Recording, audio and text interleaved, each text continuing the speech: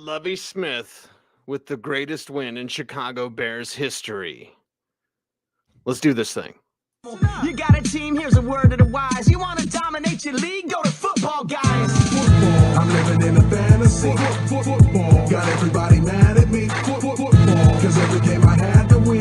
Football, I gotta be a champion. Football, I'm living in a fantasy. Well, the Carolina Panthers want to be a champion, and that's why they trade for the number 1 overall pick with the Chicago Bears. Bloom, the news went down this afternoon. The NFL world is scrambling, but we're a little chill, man. We are. Talk about it. Well, there's a lot of time to think about it. See, we talked about this on Tuesday, right? The Lamar Jackson offer sheet, if it's going to happen, the Bears trade. This is going to go down before free agency. You want to know before free agency where you stand. And the Panthers, and see, we've seen this, the Panthers not fixing their quarterback position, not for lack of trying, not for lack of creativity and ideas and imagination. But, on the Panther side, I think that, what did they give up? 961, a first round next year, a second round in 2025. If you hit on the pick, if it's your quarterback, but it was worth it. And DJ Moore. Oh, did I not mention that? DJ Moore. DJ Moore helps the Bears. The Panthers had him cost controlled $20 million a year, which, I mean, a year or two from now, that's going to look cheap, right? So on the Panther side, the question is, who's the quarterback? Is it Bryce Young? Is it CJ? Is it Anthony Richardson? I would say no on Richardson. We can get into all that. Yeah. Vegas odds are out, Bloom. I don't know if you've seen them. Ooh. They favor heavily Stroud, which is weird because I think it would be Young, but Vegas is like, it's not even good money to put it on Stroud. It's tough to prognosticate this because if you are turned off by his Bryce Young's size at the quarterback position, then you're not going to take him number 1. I think what happened with Baker Mayfield might also make teams a little bit wary. I don't know if Baker Mayfield's failure had anything to do with his size, but you know how these teams think. They're superstitious. But, for the Panthers, they're making that big decision. I hope the Texans had quarterback 1 and quarterback 2 close. And then all eyes to Monty Ossenfort and the Cardinals.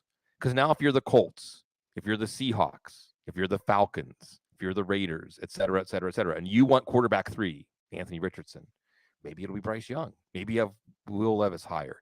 The point is, the Colts now know it's going to be quarterback. So if somebody else trades up to number 3 and they had a gap between 3 and 4, Cecil, would you say there's a gap between 3 and 4 if you're scouting this group? There's a gap between 2 and 3. Like, everyone's gaga over Anthony Richardson for the physical, but again, the physical is easy to see. Like, every time I hear everyone go on and on about Richardson, I'm like, you're like a year behind.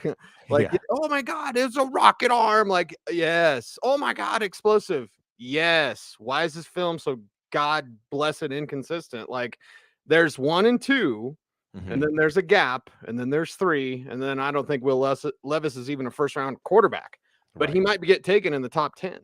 So we may see action there, as Arizona, Ossenfort, the new GM, has said they're open to trading down from number 3. And do you have now with Jalen Carter and the legal troubles hanging over him? Do you have Will Anderson that much higher than every other prospect in the class? Probably not. So Arizona now is the belle of the ball.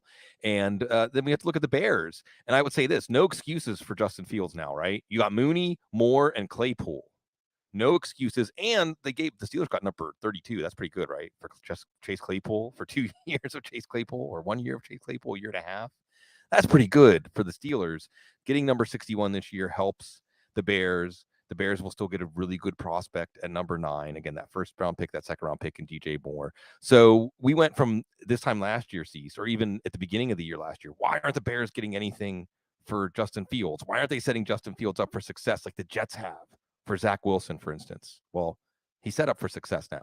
Yeah, and they need to continue building around him. Treat Justin Fields like the Eagles treated Jalen Hurts. Yeah. Like, go get him more. Like Kylo Ren, more. Sure. That's what they need. So the Bears, Kluge's in the chat room. He's like, the team actually did something right. Well, and like you said, Lovie Smith, I mean, let's not forget, not that the Bears wouldn't have been able to trade down from number 2, but they would have got a fraction of the price, half the price. I mean, that it's, for the Panthers to have that choice. of the quarterback class is so important. So we'll see. These quarterback moves continue to fall into place. I think the other name, Cecil, that we're going to be watching real close over the next few days is Jimmy Garoppolo. I think that's and Aaron Rodgers, of course, but and that's when I think we're talking about trade compensation. But these pieces are starting to fall into place. We've had quarterback movement the last 3 years now, like no other.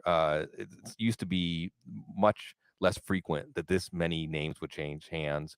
I still don't think we're going to see Lamar Jackson move, but this was the trade we were looking for. The Bears did the right thing, and they didn't trade down from 1 to 2 or 1 to 4, and then trade down from 2 or 4 to 9. A lot of people had that double leapfrog happening instead, or a reverse leapfrog.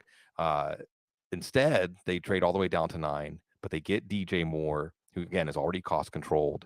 They get a boatload of draft capital, and they're going to get a lot of hopes in a division, I think, that is really wide open now, especially with Aaron Rodgers likely out of it. Yeah, and let's talk about the division where I think Bryce Young is going to go. Now, again, Vegas is saying CJ Stroud, and we can get into as much or as little as you want right now about those two. But if Bryce Young is the number 1 overall pick, because when you make this move, you have a guy. Oh, yeah. This isn't making a move. Unless you're Kyle Shanahan. We'll see.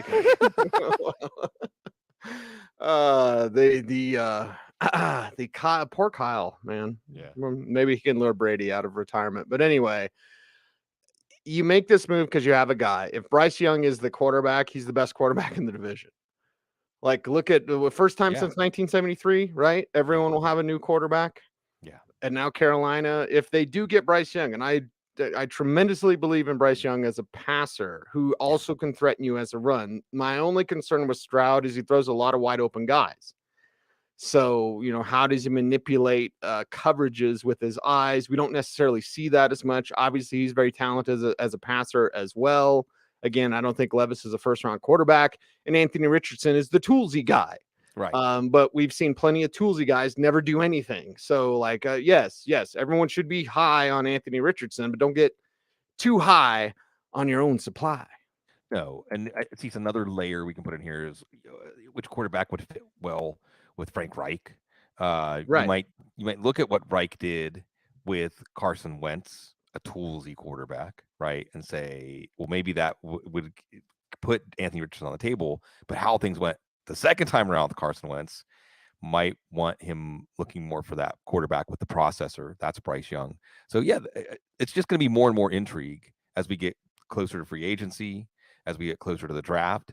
But I think this was one that wasn't that hard to see coming, both with the Bears trading down. And as soon as the Bears got that number 1 pick, we knew that was the move for them. And the Panthers trading up, because there hasn't been a team more desperate to fix their quarterback position over the last few years. They're going to get that. So Panthers fans, just like Bears fans, you went through the desert for a little while, but you found the oasis. Well, and here's the thing. You're not, God bless America. I wish I could cuss. You're not effing around. Sorry, Joe.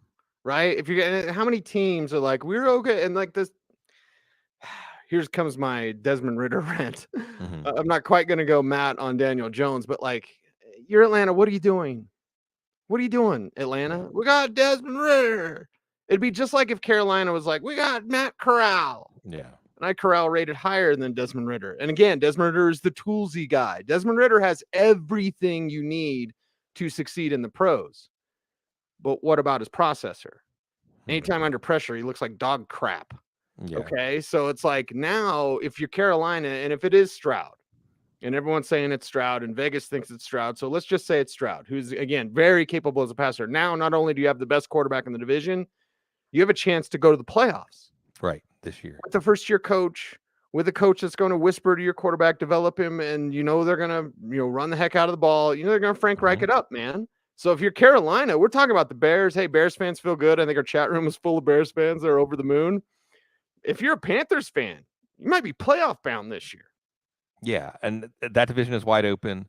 The NFC North is wide open. Quarterback moves are going to go a long way to determine how these divisions shake out. But you look at the Panthers now with Frank Reich, And I guess the next move for the Panthers, because I'm thinking of the Jags last year and Doug Peterson and getting the stink of Urban Meyer out of the building. It's the same thing with Matt Rule. You're really hitting the reset button here. So not that there's a lot in free agency for the Panthers. You're not going to replace DJ Moore with Jacoby Myers or DJ Chark or Alan Lazard. Right. But this is important because now you really have a runway to rebuild this team very quickly in a way, even without these picks, in a way that's going to show your priorities, show your vision of how you're going to win in the future. Scott Fitterer. And it's great. This gets the juices flowing, Cease. And again, teams can't lie in these trades. Teams can't lie in the draft. They show you what their priorities are. They show you how they value these players, what they feel about the future of their team. And again, last thing I'll say that I think when I saw this trade go across is no excuses for Justin Fields. No excuses for this pass offense. The Bears have made a decision here to go with Fields and all of this, DJ Moore and all this extra stuff.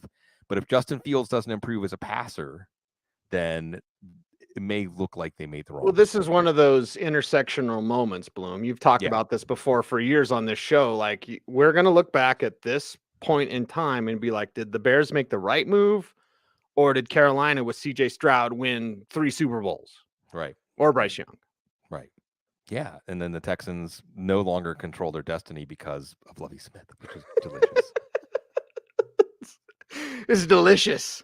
It's delicious. Did we talk about Lamar on the news and those? I mean, everyone's saying no. The like, non-exclusive okay, tag. Yeah. The problem is, yes, because we were before the tag. So non-exclusive tag, quick Lamar thing. Sure. One bunch of teams are lying. We totally don't have any interest. Do we have interest? So take that, for example. The other thing is people don't want to piss off their quarterbacks like the Browns did with Baker. And again, Carolina's out of it now. But if I look at Washington, for example, you can't say you're interested in Lamar because, you want to hurt Sam Howell's feelings. Yeah. F your feelings. Again, sorry, Joe. I'm in a mood, Bloom. I'm in a mood. But I think it's an exciting mood. Yeah, well, it is exciting because you feel the plate tectonics moving again. This was one of the notes I signed off on Tuesday. And looking at the betting market, at least as it stood right after the tag was applied, and then you saw these teams, one after another, Carolina, Atlanta, Washington, Miami, and Las Vegas, all saying they're out. Miami, by the way, picked up told 2 they're going to pick up his 5th-year option. But if you look at the betting market, Detroit actually was the favorite of the team. It's if he doesn't end up in Baltimore, where would he end up with, right? Detroit, Tampa Bay. Tampa Bay is interesting. Glazers, I mean, they don't care. Indianapolis, and again, if you're Indianapolis and someone trades up with Arizona, or if maybe you're not interested in trading up with Arizona, I don't know. Indianapolis, as far as I know, has not said they're out on Lamar Jackson. New England, never rule out New England.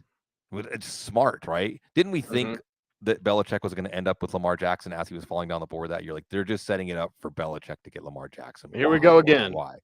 The Jets, and again, we're waiting on the Aaron Rodgers. And then Tennessee. Why not Tennessee? But I love the way Rand Carthon is just ranning everybody out of town. Yeah. Well, and we'll see. We'll see about Derrick Henry.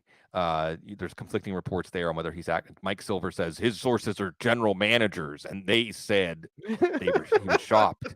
John Jones said everyone talks to Mike Silver, and I don't have any beef with him at all. But I'm just like, man, people know he's going to run with your stuff, and they still talk to him. I've seen him. I've seen it. I've witnessed it, and then I've witnessed Broncos players getting mad because Mike Silver ran with it. You were talking to him. You talked to Mike Silver. You knew it. It was exactly. Mike Silver. So I will see. Again, I think if you're serious about signing Lamar Jackson to an offer sheet, you're doing it before free agency starts. And then remember, you have that offer sheet. I think it's like 5 days to decide, something like that. So your money is tied up. So you don't necessarily want that. I mean, if I would think with Lamar, you almost want it to happen over the weekend, or it's not happening until after the first wave of free agency because it's going to be crippling and you're not going to know whether you get Lamar Jackson. But, I feel for Lamar. Joe Goodberry, who we love. Joe Goodberry. Love Joe Goodberry. He's saying something that we echo too. I just want him to be on a team that wants him. Yeah. I want him to be somewhere that he's embraced. And I'll be rooting for Lamar Jackson. I'll be rooting. Well, I don't know if it's the Ravens by default. I can't root for the Ratbirds. Sorry, Brandon Stokely. But again, more moves, more shoes to drop. We're just getting started on the roller coaster. And every year, season free agency, there's a few moves that no one sees coming, right?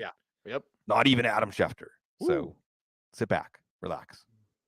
Buckle your seatbelts. We're Yeah. here for you. If something breaks, we'll jump on. Bloom, I do have to know. Don't get mad at me for asking. Oh, please. What music were you watching? Oh, the Danny Barker Because Festival. I was texting you. I was like, show, we gotta do a show. They just traded. And then you're like, I was watching I'm in New music. Orleans. So what were you doing, man? We're down at the Jazz Museum. So they took the old U.S. Mint that's down in the French Quarter. They turned it into the Jazz Museum. Nice. And they have a Danny Barker Festival. Danny Barker was an amazing guitar and banjo player who played with everybody who was anybody. Really revived the brass band scene here. Just a total pillar of New Orleans culture, and they have a festival honoring him. So a lot of traditional jazz. Saw Shannon Powell, the mayor of Tremy.